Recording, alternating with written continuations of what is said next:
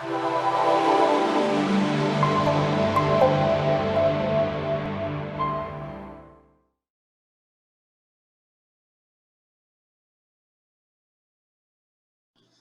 morning, afternoon, and evening, ladies and gentlemen. I know we have quite the audience today tuning into our webinar. Once again, thank you for taking the time to join our series today as we discuss IRAs and various pension plans. I'm Cam, the moderator for this webinar today. Just a bit of housekeeping rules and a brief rundown of the format before we get started. We will be putting everyone on mute as soon as the presentation begins. However, please feel free to ask any questions in the chat and we will do our best to answer them for you. We will also be having a dedicated Q&A section towards the end of the presentation, so please keep your questions towards the end and we'll be more than happy to take them. Now, just before we dive in, a few disclaimers to go through. Dunhill Financial LLC is a registered investment advisor. Information presented is for educational purposes only and does not intend to make an offer or solicitation for the sale or purchase of any specific securities, investments, or investment strategies. Investments may involve risk and unless otherwise stated are not guaranteed. Please be sure to first consult with a qualified financial advisor and/or tax professional before implementing any strategies discussed herein. Now, with that out of the way, let's jump right in. So we're going to be discussing a number of topics here, but the first one on the agenda that we've got is 401k. So let's start with the basics. So what is a 401k? I mean, most of us have one, as it is the most popular employer-sponsored retirement account. It allows an employee to dedicate a percentage of their salary to retirement, and contributions are mostly pre-tax. However, recently, more and more employers started offering after-tax or Roth 401k options. A nice benefit of 401ks is that employers often match employee contributions. So for example, if you're putting in, say, 4% of your salary, your employer might match 2%, and that definitely helps for your account to grow quicker. However, 401k plans have restrictions as to when you can access your funds. For example, in most cases, you have to wait until age 59 and a half to withdraw your assets, or you'll be subject to certain tax penalties. But if you're looking to retire prior to that age, keep in mind that there are ways to avoid early distribution penalties. Finally, let's note that many other employer-sponsored plans, such as 403Bs and ESPs and many others, behave in a very similar manner to 401k plans.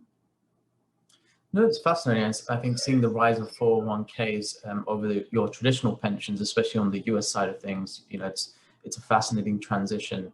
I guess the next set of question is, you know, can you contribute to a 401k while abroad? And I'm sure this is a question many of our audience may have stumbled across, especially when they're living on the other side of the pond. Certainly, many American expats are wondering about that. And for those who work abroad on short-term foreign assignments, they may have an agreement where they may be able to remain on the US payroll system, and their employer would then kind of insulate those people from the effects of foreign taxation. It's called the tax equalized contract. In that case, it's usually fine for an American expat to contribute to a company-sponsored 401k plan. However, many of our US expats working abroad are there on longer contracts, usually for an indefinite period of time, where they are on the local payroll system, and in that case would not be able to contribute to a 401k plan in the US.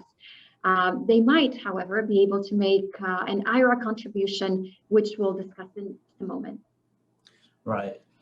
So let's take a hypothetical scenario here, Anya, and why don't you help us out? So let's assume I left the US and moved to Europe. What can I do with my old 401k plan?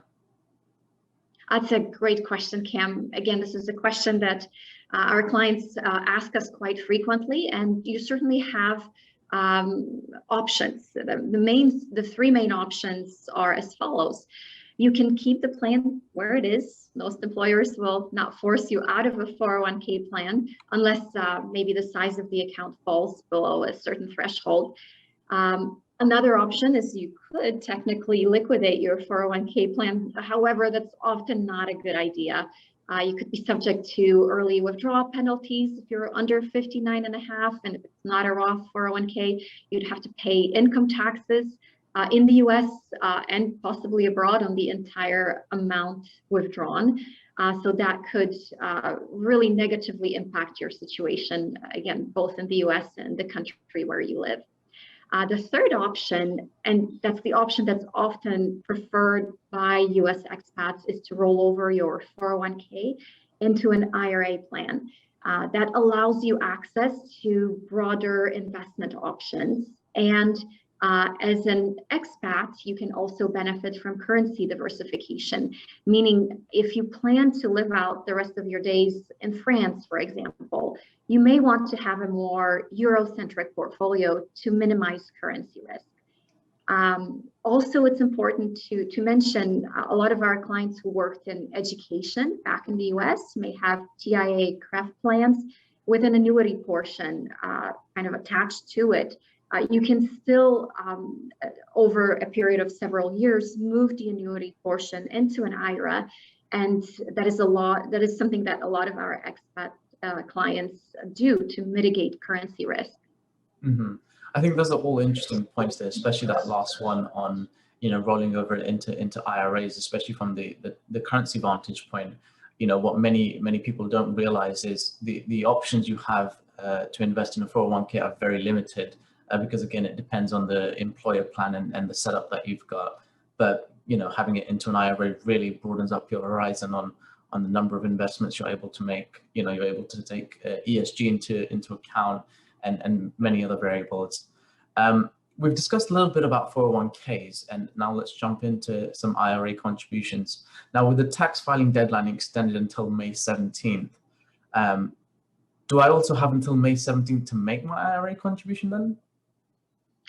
Yes, definitely. We can benefit from that extended deadline from the IRA contributions perspective, and eligible taxpayers can contribute up to $6,000 per year to a traditional or a Roth IRA, and if you're over 50, that's a $7,000 annual contribution for both years 2020 and 2021. Right. And I guess the next question, which is something many of our audience may have asked themselves as well at one point, is as an expat, can I still make IRA or Roth IRA contributions?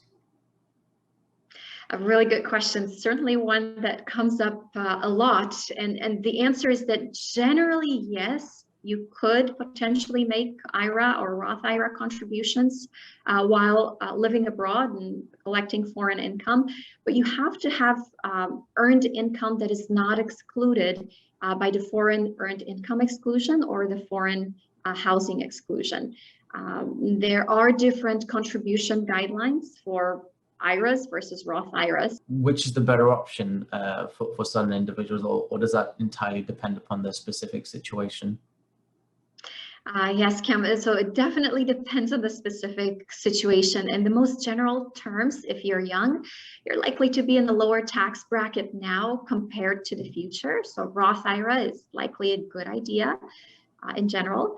If you're in your 50s, for example, you're likely in a higher tax bracket already. And if your tax bracket is not likely to change in retirement, you might want to go with a traditional IRA. However, of course, there are other considerations to keep in mind, especially for our US expats.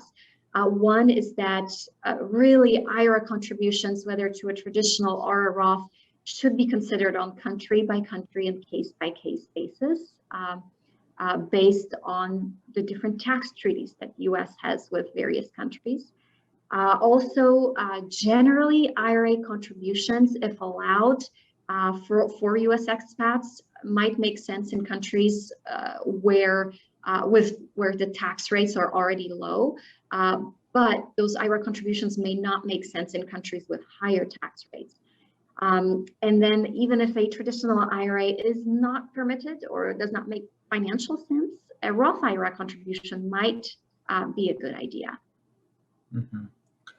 So for many of our clients, they might have a spouse who's not a US person or has any connection or affiliation with the US aside from their relationship. So can that person make a contribution for him or her? They possibly could. There are just a couple things to keep in mind when making that contribution. You'd have to make sure that you, of course, have earned income that is not excluded, as we discussed a bit earlier. You also would want to make sure that you and your spouse are filing a joint tax return in the US. As well as the foreign spouse would have to have a social security or a tax identification number, and then they should be able to make that contribution.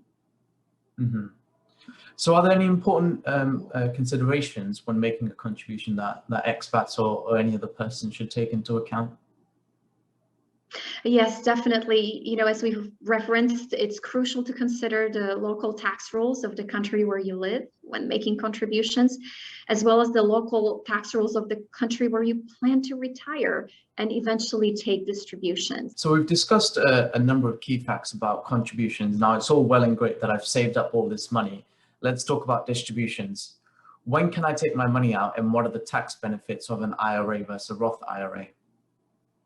Yes, so let's start with traditional IRAs first. So the earnings on investments in your traditional IRA grow tax deferred, and then taxes are paid when you take distributions, typically in retirement after age 59 and a half. Now, what's very specific to traditional IRAs is that starting at age 72, required minimum distributions become mandatory, and these are taxable with the exception of any non-deductible contributions you might have made into the account. As far as contributions to the traditional IRA, they may be tax deductible for the year in which the contribution is made. In certain rare situations, most often though, if you live outside the US, you're more likely to take advantage of non-deductible IRA contributions. So that's in a very quick snapshot of what traditional IRA taxation looks like. Roth IRAs, on the other hand, are quite the opposite of your traditional IRA. Earnings in a Roth IRA grow tax-free, and generally after age 59 and a half, qualified distributions from a Roth IRA are also tax-free. So that makes the plan very attractive. It's also important to note, however, that if you live outside the US, there is a risk that your country of residence may not recognize the tax-free status of the Roth IRA. Double taxation agreements between the US and your country of residence will really dictate the treatment of those Roth IRA distributions. As far as contributions made to a Roth IRA, they're after tax, so there are no tax deductions allowed on your income taxes. Also, as mentioned before, contributions to Roth IRA are subject to income limits, as we discussed in the video earlier. So if your income is too high to contribute, you may still be able to take advantage of a backdoor Roth IRA. I went through all the effort to determine that the best option for me is to do a backdoor Roth contribution. Now who would know how it works? Backdoor Roth contributions are a true gift. Even if your income is too high to make a Roth contribution, you can still end up with money in your Roth account by doing a backdoor Roth. The process is quite simple actually. Here's what you need to do. Make a traditional IRA contribution up to the allowed limit before the contribution deadline. Then, immediately remove all the assets from your traditional IRA and move them into your Roth IRA. Voila! Now your money is in a tax-free Roth IRA account. Just remember, you need to file IRS Form 8606 for each backdoor Roth. That includes your spouse if they also make a backdoor Roth contribution. The devil is always in the details. If you Forget to file Form 8606. There will be a $50 penalty. If you had any money in a SEP IRA, simple IRA, traditional IRA, or rollover IRA at the time of the backdoor Roth contribution, the IRS will apply pro rata calculation, which will essentially eliminate the benefits of the backdoor Roth. Avada Kedavra. Whew. Thank you, Angel. Now I know how to get it done.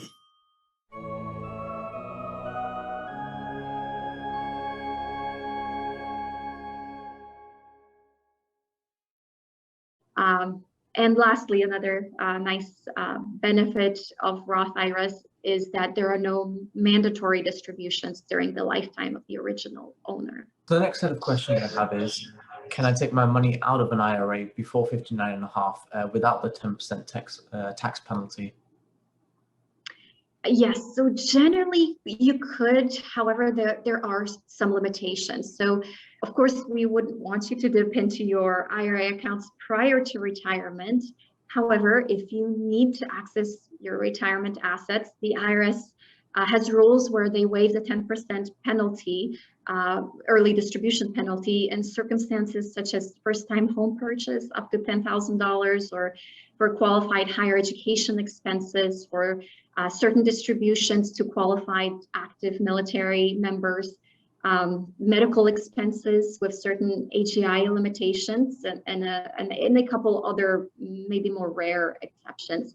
But what we most often see, and it's more applicable to most of our clients, is what the IRS calls the substantially equal periodic payments.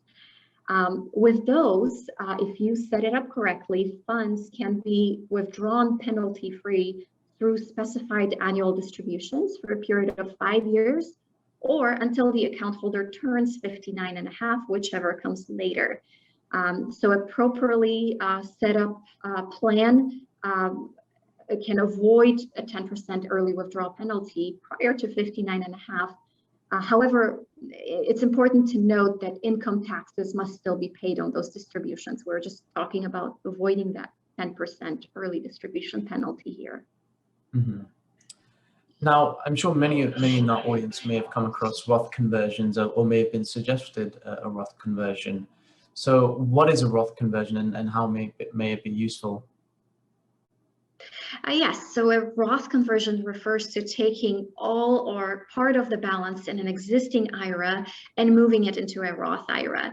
The main benefit of a Roth conversion is that Roth IRA assets grow tax-free and can be possibly withdrawn tax-free as long as you meet certain requirements. The downside is that Roth conversions require that the account holder report all of the amount converted as regular income in the year of the conversion. So that may result in a very large tax bill for some, depending on the amount that you're converting. Therefore, it is often advised to spread out Roth conversions over time whenever possible, depending on your account balance and the size. So it's important to carefully analyze the tax consequences of a Roth conversion, and we always recommend to consult with your tax advisor before taking any action. So from that, it seems like a Roth conversion is very much a no-brainer at this point. But what considerations should I make before going down that path? Yes, so the answer here largely depends on two factors. First, marginal tax rate at which taxes will have to be paid on the amounts converted today.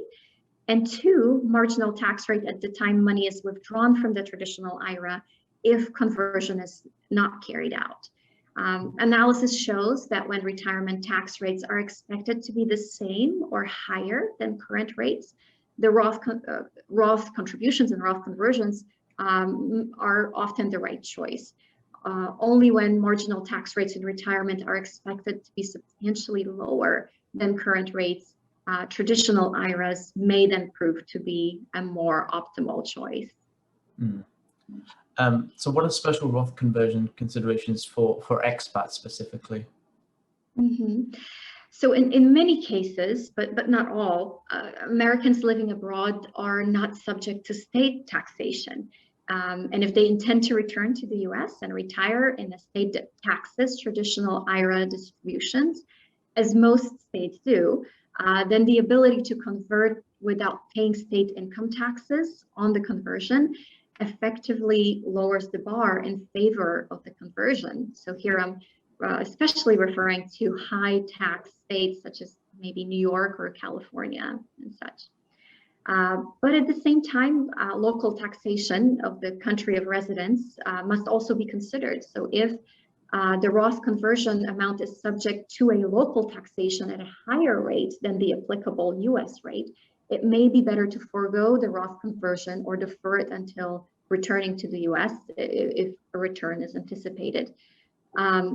Additionally, many countries may not recognize Roth IRA distributions as tax-free. So before making a Roth conversion, it's really crucial to determine if the country where you plan to retire recognizes the Roth IRA structure. So we've discussed Roths, traditionals, and a few other retirement plans. What other retirement plans are there for business owners specifically, and how can they save for retirement?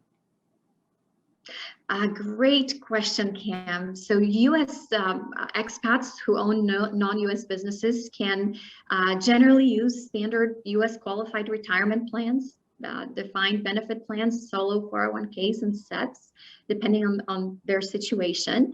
Let me maybe use an example. An individual 401k or a defined benefit pension plan can be used to defer large amounts of foreign-sourced income into retirement accounts. U.S. domestic businesses are subject to anti-discrimination, meaning that all or most employees must be covered, which makes those plans expensive for a lot of business owners based in the U.S. However, the beauty of being abroad is that if the foreign corporation has no U.S. employees, these anti-discrimination rules will not prevent a U.S. owner from making very large deferrals into a U.S. retirement account, which is really a nice advantage. So, for example, if an American business owner abroad with sufficient income wants to defer large sums of money into a retirement account, as far as the solo 401k limits for 2021, you could potentially put aside $58,000 per year, or $64,500 if you're over 50. And if you have the profits to put aside more, there are more complex defined benefit plans where expat business owners can set aside literally hundreds of thousands of tax deductible dollars. So there's definitely advantages that should not be ignored in this space. I mean, from what you've described there, it seems very much favorable in certain situations. However, surely there must be some disadvantages or pitfalls that individuals may want to consider. Yeah, perhaps I should just mention a few words of caution here. I mean, depending on your country of residence, the tax benefits of a U.S. qualified retirement plan can be reduced or eliminated by local taxation. You have to really examine your specific tax treaty to determine that. Another consideration will be specific tax treaties can affect if Americans abroad must pay the U.S. self-employment tax. That's 15.3%, which covers Social Security and Medicare. Social Security totalization agreements may exempt U.S. expats from this tax if they pay a similar tax in the country of residence. So those would be those two main points of caution that I would recommend to consider. Yep, it's always a case of balancing out each side and making the appropriate decision. Now, the last topic we've got on the agenda is something I'm sure many of our expat audience are very familiar with it in dealing with the pains of this. So when it comes to foreign pensions, can American expats participate in these plans? Yes, and that is one of the advantages of being an American. You can participate in foreign pensions and potentially U.S. retirement plans. So as far as foreign pensions, they usually have beneficial tax treatment under local tax law, same as in the US, you can often defer pre-tax dollars into pension plans, and your funds would then grow tax-free until retirement. Sometimes participation is mandatory, and employers often make valuable pension contributions on behalf of their employees, and so those could be beneficial. So what's the catch then? The catch, yes. So US tax laws do not favor participation in many foreign pension plans, and the IRS generally views foreign pensions as, including ones qualified under local tax rules. The IRS may view them as non-qualified under US tax rules. And so expats must really carefully examine the pension plans under relevant US tax laws and those tax treaties that we've referenced many times before. So is it all bad news, or there must be certain caveats that make it beneficial? Yeah, there are some US income tax treaties which allow foreign pension plans to be treated as qualified for US tax purposes. One really good example here is the US-UK tax treaty. Unlike many treaties that the US has with foreign countries, the US-UK treaty has very clear guidelines on pension contributions, earnings, and distributions. So that makes that quite nice that there are such clear guidelines there. However, most foreign pensions do not enjoy tax favored status. For example, the US does not have tax treaties covering pension contributions with countries such as France or the Netherlands, Hong Kong or Singapore, which are often destinations for us American expats. And so in those cases, expats participating in foreign pensions cannot deduct contributions from their US gross income, and they must take extra steps to then properly report pension assets on their tax return to avoid IRS penalties and fines. Unfortunately, reporting a foreign pension properly on the US tax return can be somewhat time consuming, but of course there are many firms that help with tax prep for American expats. So does the absence of these treaty protections and lack of qualified tax status automatically make foreign pensions a bad idea? Well, not necessarily. Even where the net US and local taxation of pension plans is unfavorable, generous employer contributions and employer tax equalization policies may still make pension plan participation worthwhile, especially for highly compensated US expats. So all of that should really be considered carefully when thinking about foreign pension. Now, I think we're going to move on to the more controversial topics that many might view here. What about Malta pensions and other offshore pension schemes for American expats? Are those a good idea, or is that something that should be completely avoided?